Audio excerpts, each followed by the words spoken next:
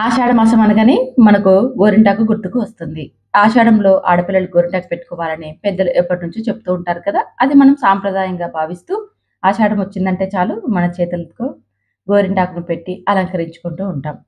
గోరింటాకు అందం కోసమే కాదండి, అసలు పెద్దవాళ్ళు ఏ సాంప్రదాయం పెట్టినా దాని వెనుక ఏదో ఒక సైంటిఫిక్ రీజన్ అయితే ఖచ్చితంగా ఉంటుంది.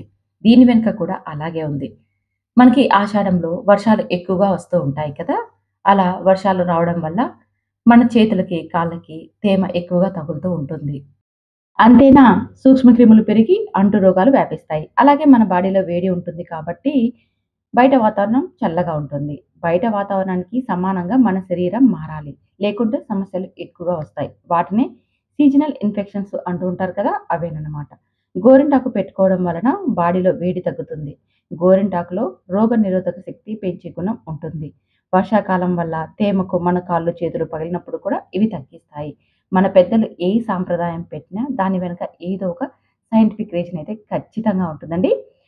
అందుకే మనం అప్పుడప్పుడు గోరింటాకును ఎక్కువగా పెట్టుకుంటూ ఉండాలి. ఇప్పట్లో మనకి సబ్బులు, సర్పులు కూడా ఎక్కువగా వాడుతున్నాం కదండీ! దానివల్ల కూడా మన చేతులకి చాలా చాలా ఇన్ఫెక్షన్స్ వస్తూ ఉంటాయి.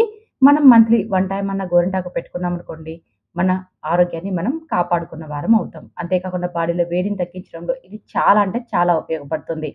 ఇక గోరింటాకు ఎర్రగా పండడానికి గోరింటాకులో ఏమి వేస్తే ఎర్రగా పండుతాయో కూడా చెప్తున్నాను.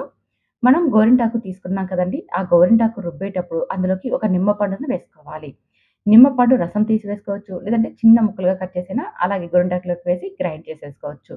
తగినన్ని నీళ్ళని కానీ, లేదా కొద్దిగా పెరుగును కానీ వేసేసి గ్రైండ్ చేసుకున్నామనుకోండి, ఈ గోరింటాకు మనకి ఎర్రగా బాగా పండుతుంది.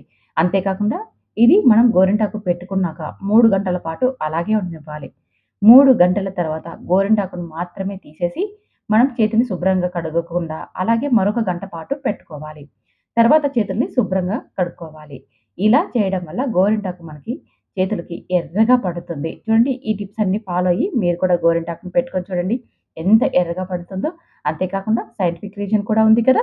గోరింటాకు అలంకరణ కోసమే కాదు, మన ఆరోగ్యం కోసం కూడా పెద్దల సాంప్రదాయాలు ఏది పెట్టినా సరే అది మన మంచికే. ఇంకొక విశేషం కూడా ఉందండి. ఆషాఢ మాసం అనగానే అమ్మవారికి ఇష్టమైన రోజులు. అంటే అమ్మవారికి నచ్చినట్టుగా మనం కూడా మంచిగా అలంకరించుకున్నామంటే అమ్మవారు మన ఇంట్లో కొలువై ఉంటారని పెద్దలు చెప్తూ ఉంటారు.